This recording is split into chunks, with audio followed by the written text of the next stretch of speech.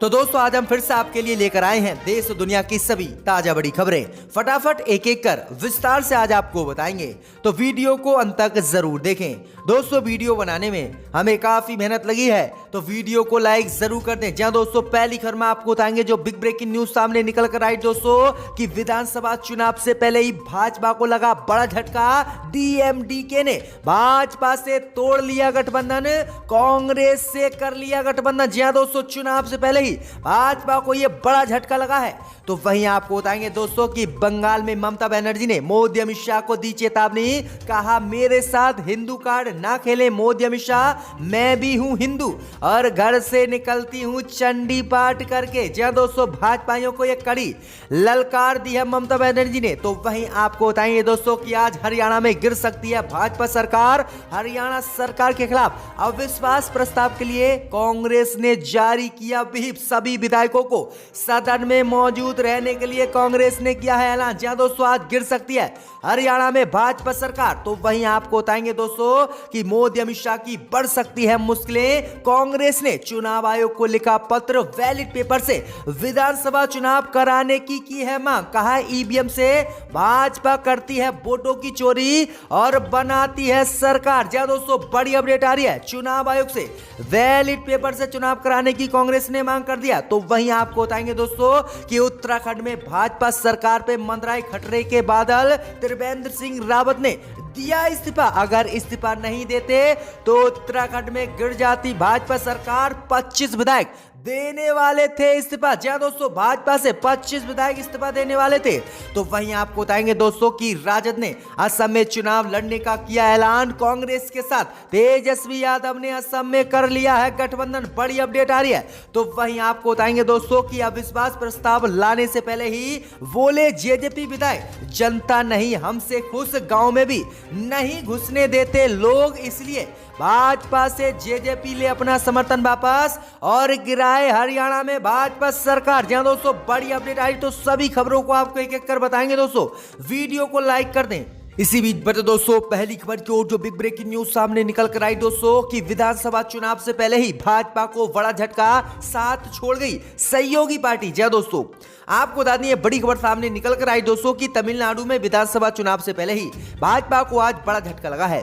भाजपा के गठबंधन में सहयोगी दल डीएमडीके ने आज भाजपा से अलग होने का ऐलान कर दिया है।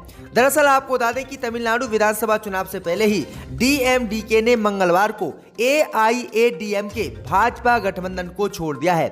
बताया जा रहा है दोस्तों कि सीटों के आवंटन की वजह से पैदा हुए मतभेदों के बाद डीएमडीके ने भाजपा के साथ गठबंधन छोड़ने का फैसला किया है। डीएमडीके ने एक बयान जारी कर कहा है कि एआईएमडीके बीजेपी गठबंधन के साथ सीटों के बंटवारे को लेकर 3 दौर की बातचीत हुई, लेकिन भाजपा उन्हें काफी सीटें देने के लिए तैयार नहीं थी, इसलिए हमने भाजपा के गठबंधन को छोड़ दिया है और अकेले अब विधानसभा की 234 सीटों पर चुनाव लड़ेंगे। तो ये बड़ी अपडेट आ रही दोस्तों कि डीएमडीके ने भाजपा के गठबंधन को चुनाव से पहले ही छोड़ दिया है और कांग्रेस पार्टी से डीएमडीके गठबंधन कर सकती है और तमिलनाडु में एक बार फिर से कांग्रेस और डीएमके सरकार बनने वाली है। इसी बीच बता दोस्तों अगली खबर की ओर, तो नंदीग्राम से ममता बनर्जी ने मोदी अमित शाह को दी चेतावनी, कहा मेरे साथ हिंदू कार्ड मत खेलो, मैं भी हिंदू हूं और घर से निकलती हूं चंडी पाठ करके। जय दोस्तों आपको बता दें कि पश्चिम बंगाल की मुख्यमंत्री ममता बनर्जी ने मंगलवार दोपहर करीब 3 बजे नंदीग्राम पहुंचकर जनसभा को संबोधित किया। उन्होंने यहां बीजेपी को चेतावनी देते हुए कहा कि मेरे साथ भाजपा वाले हिंदू कार्ड ना खेलें, मैं भी हिंदू हूं और मैं घर से चंडी पाठ करके निकलती हूं। भाई आपको बता दें कि ममता बनर्जी ने कहा है कि हमें 1 अप्रैल को भाजपाइयों का अप्रैल फूल बनाना है। वहीं आगे ममता बनर्जी ने कहा है कि मैं गांव की बेटी हूं, हर नाम भूल सकती हूं, लेकिन नंदीग्राम को नहीं, सिंगूर और नंदीग्राम को मैं ही साथ लेकर आई हूं। आगे ममता बनर्जी ने कहा है कि ये सीट खाली होने के कारण मैं यहां से चुनाव लड़ रही हूं। मुझ पर बहुत अत्याचार हुए हैं और भाजपा अब मुझ पर अत्याचार कर रही है। दरअसल आपको बता दें कि सीएम ममता बनर्जी नंदीग्राम विधानसभा सीट से इस बार चुनावी मैदान में हैं।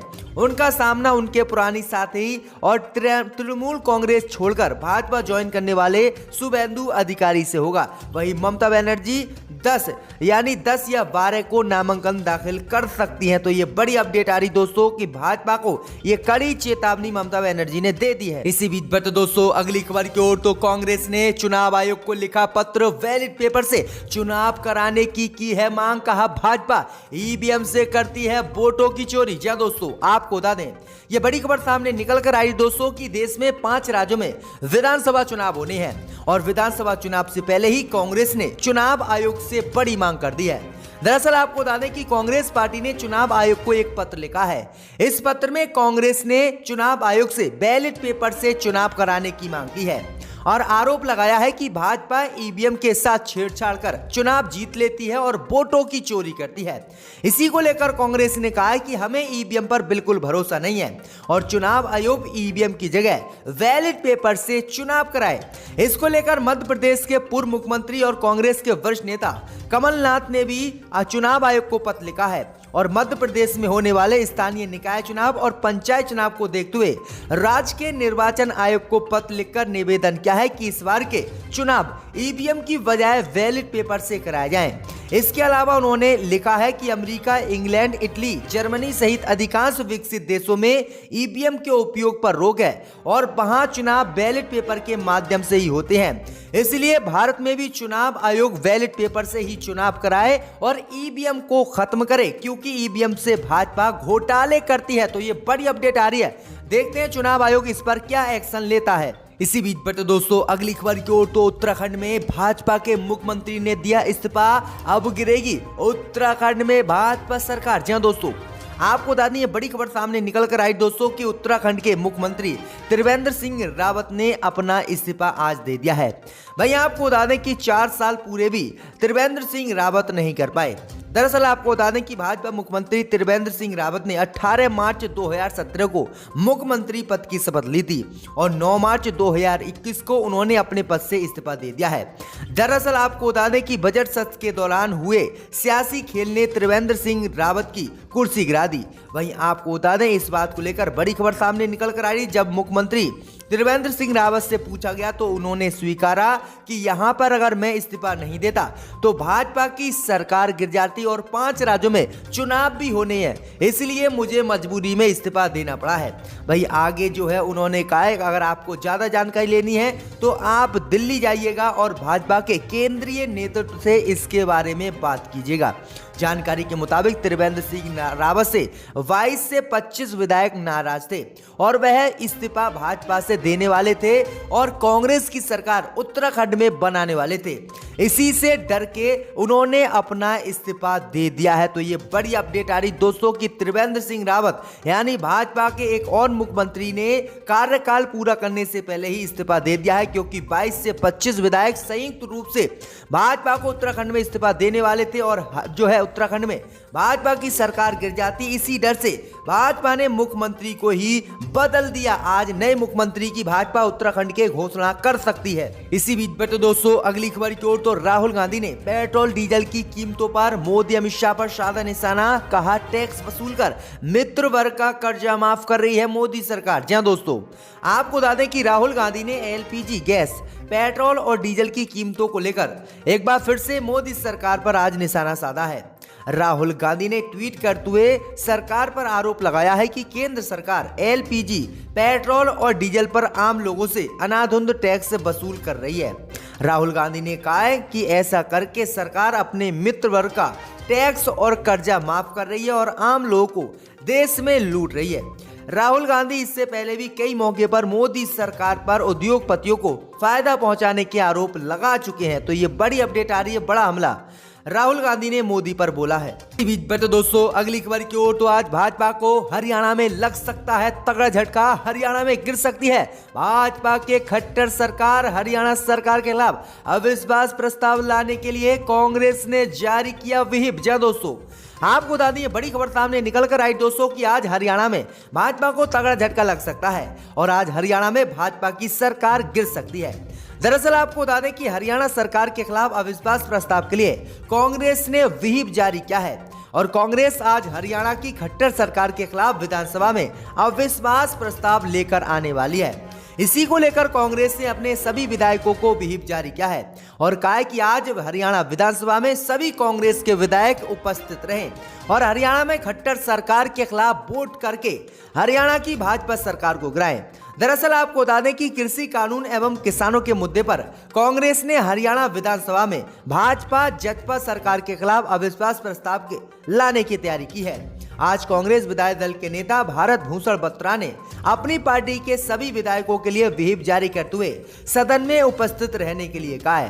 कांग्रेस अविश्वास प्रस्ताव आज लेकर आने वाली है। ऐसे में कांग्रेस अकालमान ने अपने विधायकों को अपनी पार्टी का साथ देने के लिए कहा है और मोदी सरकार के खिलाफ अविश्वास प्रस्ताव का समर्थन करने के लिए सदन में मौजूद रहने के लिए भी कहा है। इधर हरियाणा में भाजपा की सहयोगी जेजेपी ने भी अपने विधायकों को एकजुट रहने के लिए कहा है। जजपा अकालमान द्वारा अपने विधायकों को कल सदन में उपस्थित होने और अविश्वास प्रस्ताव के खिलाफ सरकार के रुख का समर्थन करने के लिए कहा। तो ये बड़ी अपडेट आ रही कि हरियाणा में आज भाजपा को झटका लग सकता है। इसी बीच बट दोस्तों अगली खबर की ओर, तो असम में चुनाव लड़ेगी लालू की पार्टी राजद कांग्रेस पार्टी के साथ असम में करेगी गठबंधन। जी दोस्तों, आपको बता दें कि बिहार के पूर्व सीएम और चारा घोटाला मामले में सजा काट रहे लालू प्रसाद यादव की पार्टी राजद ने असम में चुनाव लड़ने की आज घोषणा कर दी है। पार्टी ने मंगलवार को कहा है कि वह असम में विपक्षी कांग्रेस नीत महागठबंधन में शामिल होगी और राज्य विधानसभा चुनाव के पहले चरण में एक सीट पर किस्मत आजमाएगी। राजद के शामिल होने के बाद महागठबंधन के घटक दलों की संख्या 8 हो गई है। राजद की असम इकाई अध्यक्ष सोनारुल शाह मुस्तफा ने कहा कि पार्टी औपचारिक रूप से विपक्षी गठबंधन में शामिल हो गई है और तिनसुकिया सीट पर किस्मत आजमाएगी, जहां 27 मार्च को पहले चरण में मतदान होगा। वहीं आपको बता दें कि अब दूसरे और तीसरे चरण के मतदान के लिए सीट बंटवारे पर अभी सहमति को अंतिम रूप देने के लिए राजद और कांग्रेस के नेताओं के बीच बातचीत चल रही है। तो ये बड़ी अपडेट आ रही दोस्तों कि असम में राजद कांग्रेस के साथ गठबंधन करके चुनाव इस बार के विधानसभा में लड़ने वाली है। इसी बीच बट दोस्तों अगली खबर की ओर, तो हरियाणा में जेजेपी विधायक बोले जनता नहीं हमसे खुश, गांव में भी नहीं घुसने देते, अगर किसानों के बीच गए तो पिट जाएंगे। जी दोस्तों, आपको बता दें कि हरियाणा की खट्टर सरकार के खिलाफ कांग्रेस पार्टी आज अविश्वास प्रस्ताव लाने वाली है। अविश्वास प्रस्ताव से पहले ही बीजेपी की सहयोगी पार्टी जेजेपी के अंदर बगावत के सुर सुनाई पड़ने लगे हैं और आज हरियाणा में भाजपा की सरकार गिरना बिल्कुल तय है। दरअसल आपको बता दें कि जेजेपी के विधायक देवेंद्र सिंह बबली ने सरकार को अल्टीमेट देते हुए कहा है कि 15 दिनों में किसानों के मुद्दे का हल कर देना चाहिए, नहीं तो फिर हम अपने समर्थन वापस ले लेंगे। मीडिया से बात करते हुए जेजेपी के विधायक देवेंद्र सिंह बबली ने कहा है कि उनकी पार्टी को अब गठबंधन तोड़ देना चाहिए। जनता हमसे खुश नहीं है, गांव में हमें घुसने भी नहीं दिया जाता है, अगर हम गांव में लोगों के बीच गए तो पिट जाएंगे, इसलिए हमें अपनी सरकार चलाने के लिए भाजपा सरकार को गिरा देना चाहिए और उससे अपना समर्थन वापस ले लेना चाहिए। भाई आपको बता दें कि अब जेजेपी विधायक बबली ने मोदी सरकार और खट्टर सरकार को अल्टीमेट दिया है कि 15 दिनों में अगर किसानों के मुद्दे नहीं सुलझे तो मैं जजपा से इस्तीफा दे दूंगा और हरियाणा में भाजपा सरकार गिरा दूंगा। तो ये बड़ी अपडेट आ रही दोस्तों की जेजेपी के विधायक अब भाजपा से बागी हो गए हैं और आज हरियाणा में खट्टर सरकार गिर सकती है। इसी बीच बट दोस्तों अगली खबर की ओर, तो पश्चिम बंगाल चुनाव में जय श्री राम के नारे पर सुप्रीम कोर्ट ने नहीं लगाई रोक। जी दोस्तों, आपको बता दें कि पश्चिम बंगाल विधानसभा चुनाव से पहले ही बीजेपी को सुप्रीम कोर्ट से बड़ी राहत मिली है। कोर्ट ने एक तरफ चुनाव कैंपेन में जय श्री राम के नारे के इस्तेमाल के खिलाफ दायर याचिका को खारिज कर दिया है, तो एक अन्य केस में बीजेपी के डेरवा से उम्मीदवार पूर्व आईपीएस अफसर भारती घोष के खिलाफ जारी अरेस्ट वारंट पर भी स्टे लगा दिया है। कोर्ट के वकील मनोहर लाल शर्मा की ओर से दायर जनहित याचिका में कहा गया है कि धार्मिक नारे का इस्तेमाल जनप्रतिनिधित्व कानून की धारा 123 और 125 के तहत अपराध है। इन प्रावधानों के मुताबिक कोई भी उम्मीदवार या चुनाव प्रक्रिया से जुड़े किसी भी शख्स को धर्म, जाति, समुदाय व भाषा के नाम पर भावना भड़काने की इजाजत नहीं देता। याचिका में गृह मंत्री अमित शाह और बीजेपी नेता शुभेंदु अधिकारी का भी नाम लिया गया था और मांग की गई थी कि सीबीआई उनके खिलाफ केस दर्ज करे। साथ ही राजनीतिक पार्टी को धार्मिक नारे के इस्तेमाल से रोकने की मांग भी की गई थी। इसी को लेकर chief justice of India S.A. Bobde की अगुवाई में 3 जजों की बेंच ने याचिका को खारिज कर दिया और याचिकाकर्ता को हाई कोर्ट जाने को कहा। भैया आपको बता दें कि अब हाई कोर्ट इस पर रोक लगा सकता है। सुप्रीम कोर्ट ने ये याचिका खारिज कर दी है।